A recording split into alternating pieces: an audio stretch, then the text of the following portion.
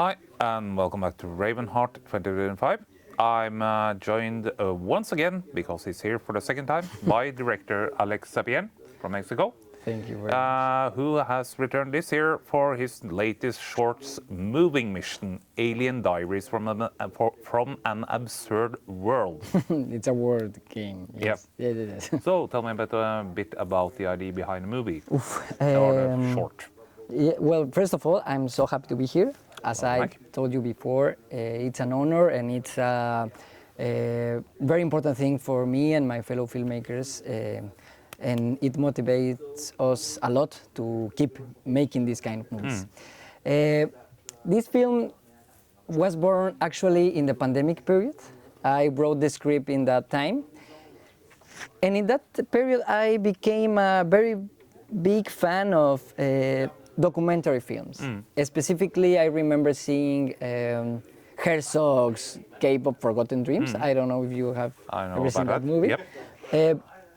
And in that movie, I found very crazy how the anthropologist and Herzog himself draw conclusions, like very funny conclusions, as a result of seeing the position of the stones and the humidity of the walls and the smell of the cave. And I found it very funny, and I say like, okay, it could be, yes, they are the experts, but who knows?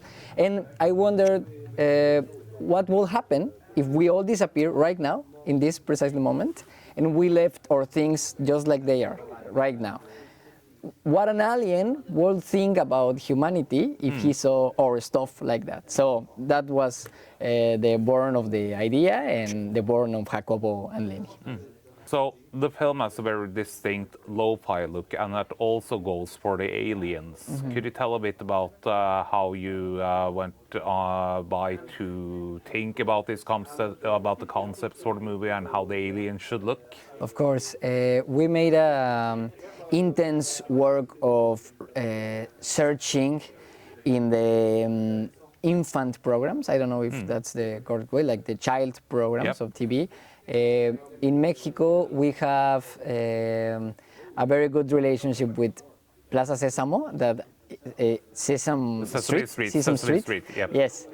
And we took a lot of inspiration of that mood and of that colors. We want Jacobo and Lenny a very colorful characters in a very gray and black world, you know. And yes, the inspiration was that, and also we have an inspiration in 31 Minutos, this program from Chile that it's like with puppets, 31 minutes, I guess. And yes, that was the inspiration. We want the characters very colorful. Yep. Which brings also to that these are aliens, so they have their own language. Yes. Could you tell a bit more how you developed the language for the aliens? Because it's quite similar, at least for when I saw it. It reminded me a lot about Portuguese, especially Brazilian Portuguese. Yes, that's one of the most interesting aspects of the movie. The process was this. First of all, our rehearsals with the actors was in Spanish, always in Spanish, because for me it was essential that the actors get the idea and the subtext of every dialogue and every action very well. That's the first point. Even in the film, in the shooting day, we have the rehearsal and the preparation before the shoot in Spanish. And at the last moment, they make the traduction to the Kepleriano language. And also the second key point was the job and the work of the actors. They are extraordinary actors. Pablo, Jacobo, actually was my teacher when I was a child, was my acting teacher. And Ariana is an acting teacher too. So they both are excellent actors, and they practice very short time. I mean, it wasn't that big deal for us. We have a lot of improvisation. And our references was more like European accents. I don't know what's the impression, but we had a lot of Russian accent reference and British accent reference. And it was a mix of a very strange European and now Brazilian accent. Yes. Yeah. Did you create your own vocabulary for the language Capilerino? We tried to, Yep. but it was distracting for the actors. Like, for example, I told them like we should to think of sounds like brr and krr for when you're angry, and you need to say something like and brr when you're happy. But that it was distracting, Yep. and so we let that idea go, and I told them improvise. You have the reference, and some words they like have an agreement with some words. I mean, like Professor.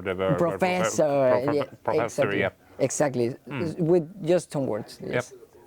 Has the reaction been the same in Mexico as it's been in Norway? So it was yesterday that we had the projection. I was very surprised because in Mexico there are a lot of local gags and jokes in the movie. Like there's a moment where it appears as sounds like se compran colchones, lavadoras. That's a sound specifically in Mexico City that it's like a guy that it's in his car and buys like old stone and something like that. And that reference hit very well in Mexico. And here,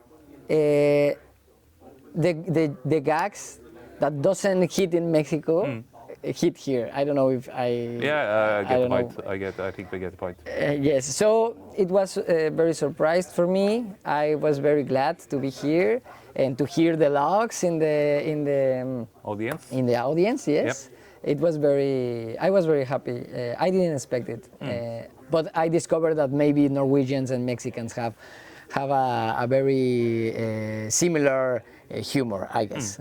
Yes. So if anybody wants to learn more about your films, or do you have a page, do you have YouTube?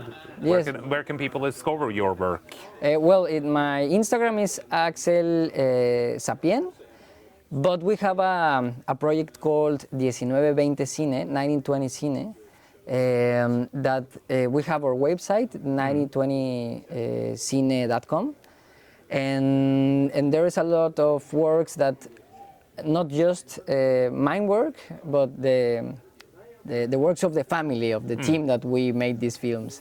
So that's the website, 1920cine, yes.com. Well, thank you so much for taking the time to talk with us. Thank you very much. Thank you very much.